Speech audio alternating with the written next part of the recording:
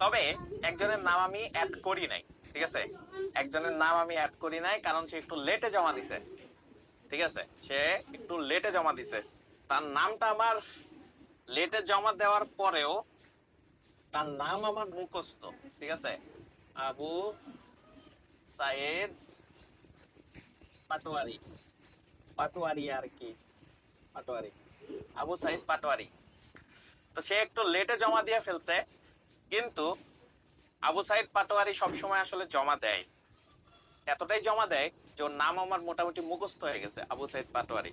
তো যেহেতু ও একটু লেটে জমা দিছে, তারপরেও যেহেতু আসলে ও নিয়মিতই homework জমা দেয়, তাই ওকেও আসলে আমি নিরাশ করতে চাই না, ঠিক আছে? ওকেও আমি আসলে নিরাশ করতে চাই না। যেহেতু নিরাশ করতে চাই না, তাই আবু সাইদ পাটোয়ারিকেও আমি আসলে স্টার ক্যাটাগরিতে ফেলে দিচ্ছি।